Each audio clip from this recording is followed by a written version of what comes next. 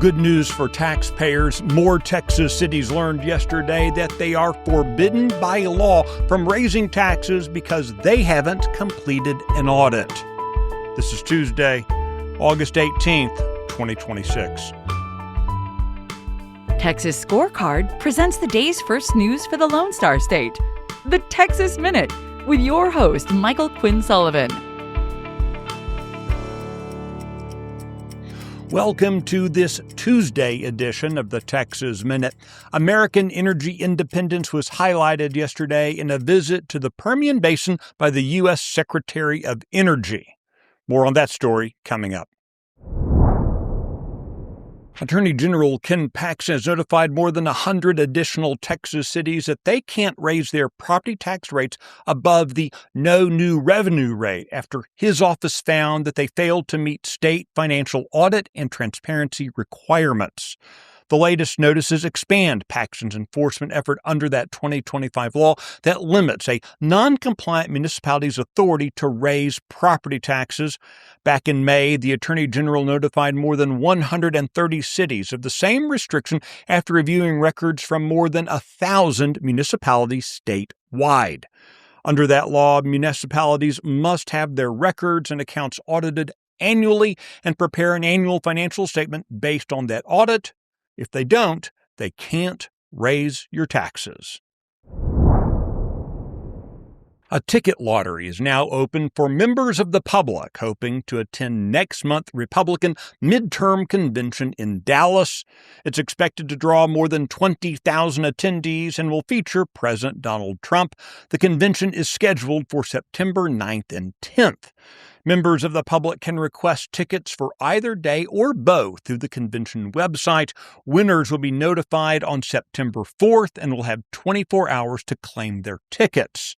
The public lottery provides another way into the convention after delegate slots were allocated to state GOP parties for fundraising. The convention is also seeking roughly 750 volunteers per day from the Dallas area.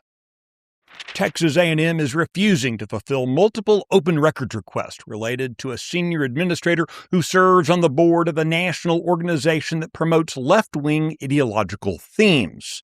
At issue is Dr. Darby Roberts' role on the board of the National Association of Student Personnel Administrators. He's Texas A&M's Director of Student Affairs. NASPA held a conference in Austin this year that heavily promoted so-called DEI concepts that have been used to shift education into indoctrination. Texas Scorecard has been seeking records related to Darby's calendar and official communications. A&M, though, has been using loopholes in the public information law to delay releasing the records. But they're now asking Attorney General Ken Paxton to just let them keep those documents hidden. U.S. Secretary of Energy Chris Wright was in West Texas yesterday celebrating the Permian Basin's leadership role in advancing the nation's energy independence. He noted that oil production has increased 250% since 2016.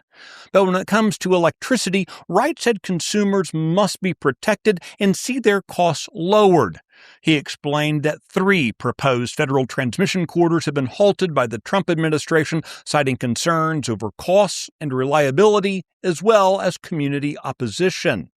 Wright was asked by Texas Scorecard's Brandon Waltons about the controversial transmission plan project in the Lone Star State that would move expensive and unreliable wind and solar generation elsewhere to meet the Permian Basin's power needs rather than build natural gas facilities locally. Here's what Secretary Wright had to say. You need to build transmission, but you need to build transmission that ultimately is going to lead to lower prices to American consumers, not raise prices. So we need transmission, but you need to be smart about why and where you're building transmission. You can find out more about Secretary Wright's visit, get details on the other stories mentioned today, and keep up with the latest news by visiting TexasScorecard.com. If you enjoy the Texas Minute, please share this edition with your friends and family. You can also give it a rating on your podcast app, click the thumbs up on YouTube, and tap like on X. This edition of the Texas Minute was based on the original reporting of Sidney Henry, Brandon Waltons, and Adam Kahn. Our producer is the great Nick Shepard. I look forward to seeing you out around the Lone Star State. Now, go make it a great day.